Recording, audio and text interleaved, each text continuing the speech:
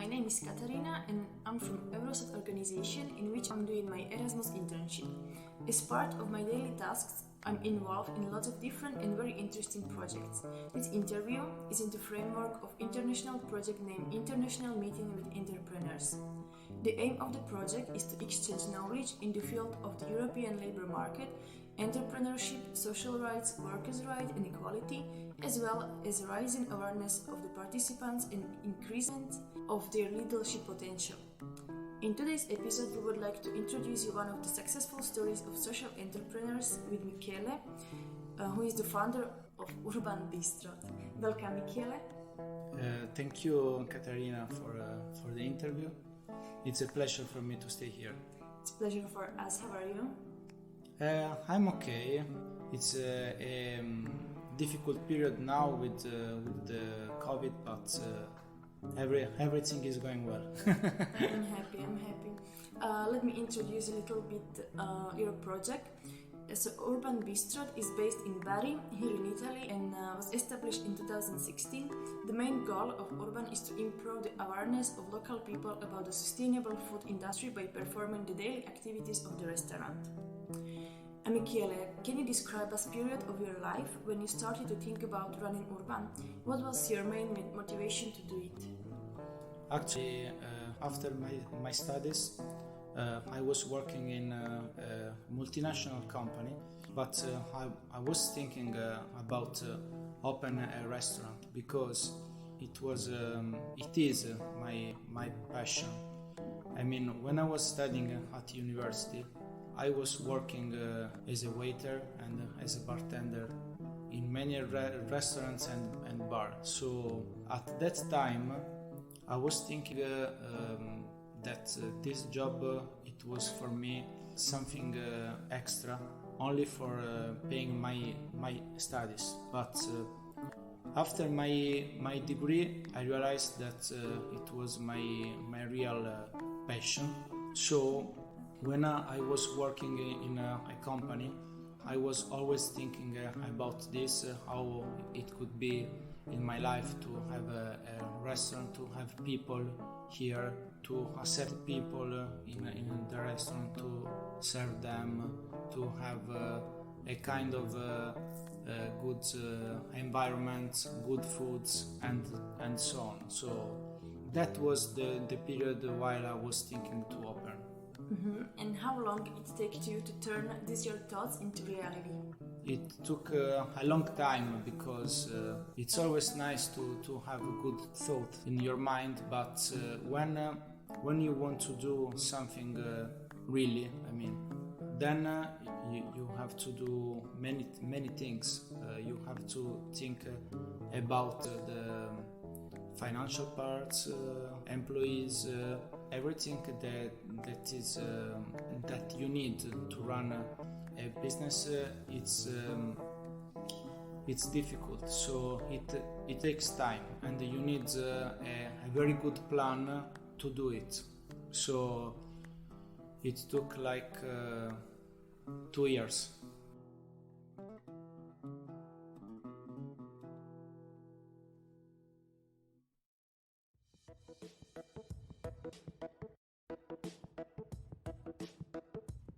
Which of this part that you mentioned was for you the most challenging at the beginning?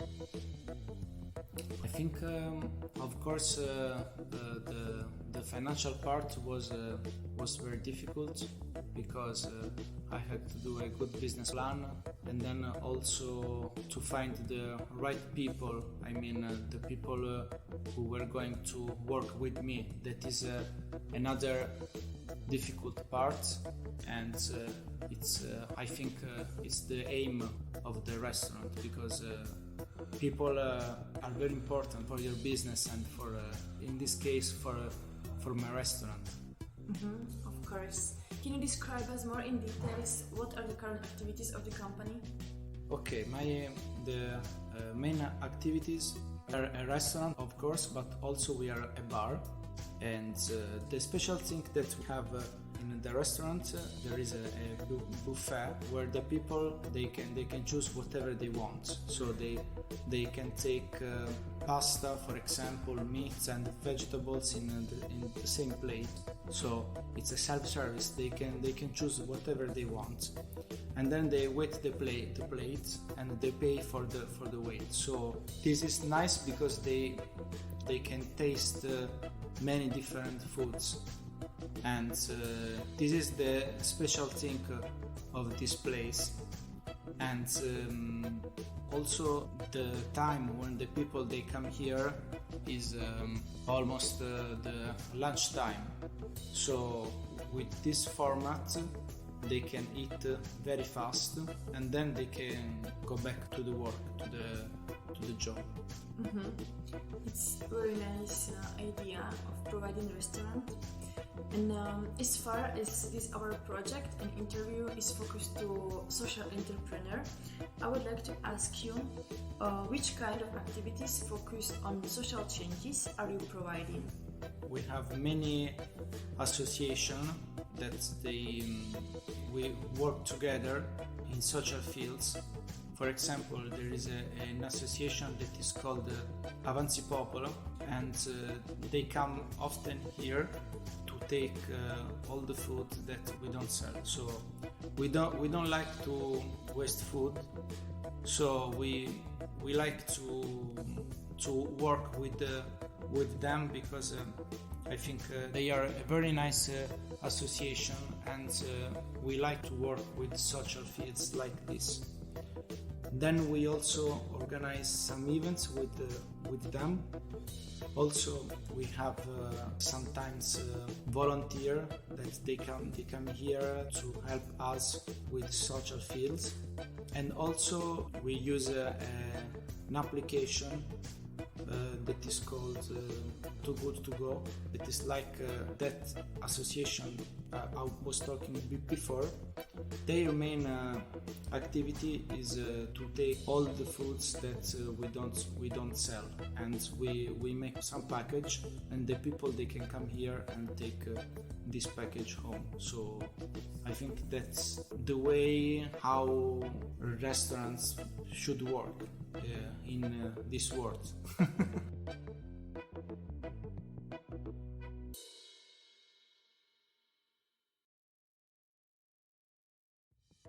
And do you have in your mind some another innovations that are according to you important for this kind of business? I think that I don't have some idea now actually, but I think that innovation and social fields they must work together for something like against waste or these things. I think this can be a good idea. So to find a way how to help people who are doing this kind of activities, volunteer and social stuff. If you can find the way to help them with innovation, I think this can be the good way. And nowadays is visual marketing extremely important. So I would like to ask, which are the main communication channels that you use? We are on Facebook and Instagram, and also we are on Google, and we like talking about our business, our restaurant, our activities into this channel, because I think that we think that is important that people know what we are doing. So this is important for our identity. And which of these communication channels is your favorite one? I think Facebook is is the main channel that we use, because it depends also on which kind of target we have. Our target is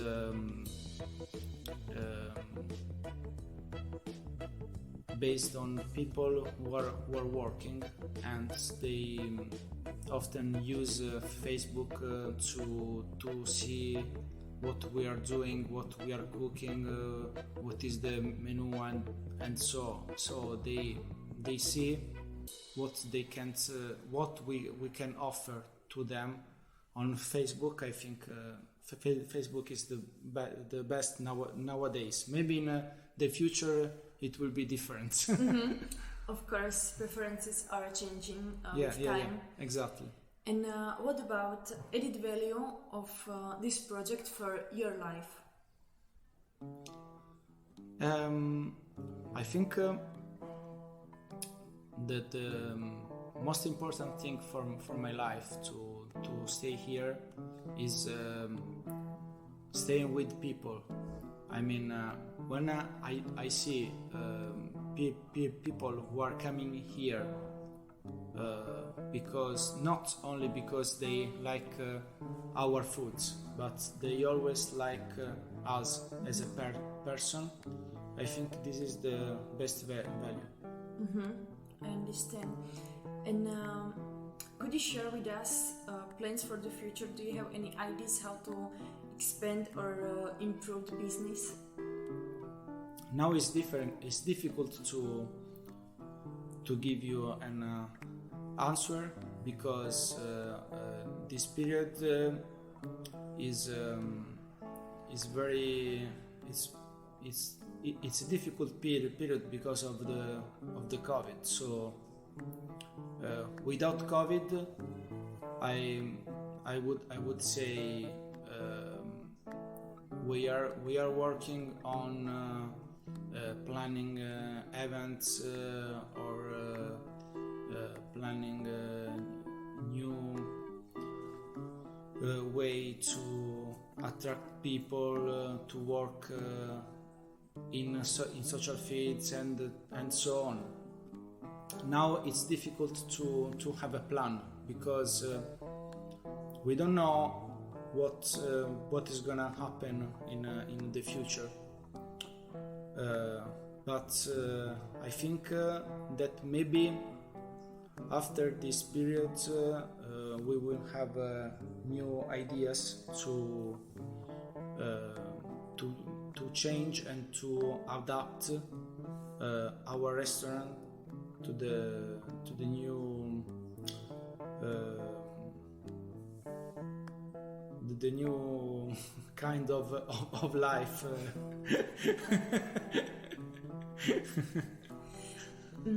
And what is the most exciting and enjoyable part about running Urban?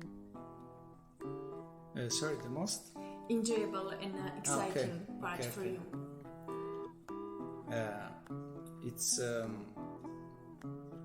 as I said before, people are the most exciting part. So when I say people, I say customers, I say employees, I say friends, because I think that the best part is when you are working in an environment, and this environment is like a family, so it becomes your family, with customers, with employees, and that's the best part of this work, I think. Mm-hmm, I agree. And I would like to end our interview with, I think, very nice question. If you can tell us about some funny moments and some funny stories that you experienced here during running this kind of business. I don't have one funny story, but we have a lot of funny stories with customers who are coming here, because the funniest thing and also the best thing is that people are different. So we like meeting new people every day and see how they are with me, with my staff. It's as I said, it's a family. So it's like when you are at home with your sister, with your brother, or when you are at school with your colleagues.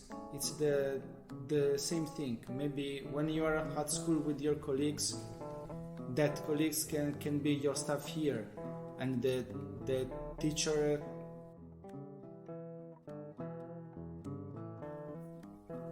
I think that's the funniest thing. I mean, talking about funny stories, and you discover new things every day. That's the best and the funnest thing, I think. Sure. I would like to thank you again for your time and for your willing to participate in this interview. So then you are becoming the part of our project as well. So thank you for sharing with us all of your thoughts and to tell us a little bit of your story, how to become entrepreneur and mostly social entrepreneur. You're welcome.